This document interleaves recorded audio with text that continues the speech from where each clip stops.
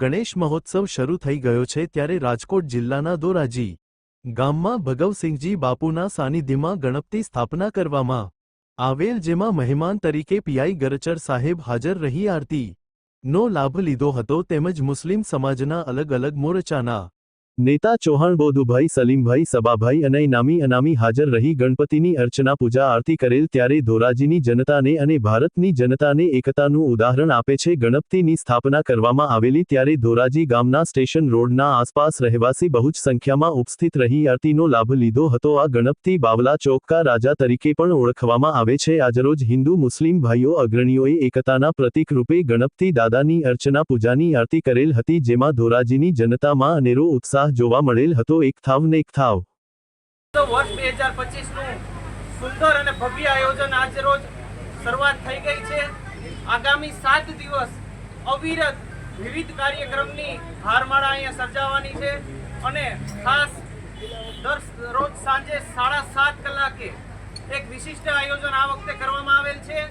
આ વિશિષ્ટ આયોજનમાં મહાઆરતીનું આયોજન કરેલ છે, જેમાં ધોરાજીની ધર્મપ્રેમી જનતા પોતાના હાથે દાદાની હાથેથી આરતી ઉતારી શકશે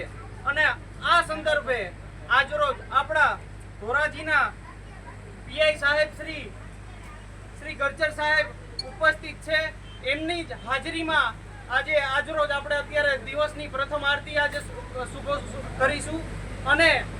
આ તબક્કે ધોરાજીના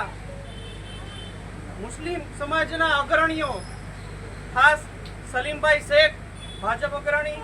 સબીરભાઈ ગરાણા લઘુમતી મોરચા પ્રમુખ, ગોદુભાઈ ચૌહાણ રાજકોટ જિલ્લા ઉપપ્રમુખ, જાવેદભાઈ પલેજા રાજકોટ જિલ્લા મંત્રી, રહીશભાઈ મેમણ ધોરાજી શહેર ભાજપ લઘુમતી મોરચા મંત્રી, રફીકભાઈ બેલીમ ધોરાજી શહેર ભાજપ લઘુમતી મોરચા કારોબારી સભ્યો, ફારૂકભાઈ નવીવાલા ધોરાજી શહેર લઘુમતી મોરચા કારોબારી સભ્ય તથા તમામ લઘુમતી મોરચાના હોદ્દેદારો અને ખાસ જે સોશિયલ મીડિયા મારફતે અમારી આ વાણી છે એને સમગ્ર ધોરાજીવાસીઓ, રાજકોટવાસીઓ અને ગુજરાત સમગ્ર જગ્યાએ આ વાત પહોંચાડે છે એવા તમામ સમાજના પત્રકાર મિત્રોને અમે હાર્દિક સ્વાગત કરીએ છીએ અને આપના મારફતે આ નાના ભૂલકાઓ દ્વારા જે આયોજન કરવામાં આવેલ છે એ આયોજન સમગ્ર જગ્યાએ ખૂણે બેઠેલા તમામ વ્યક્તિ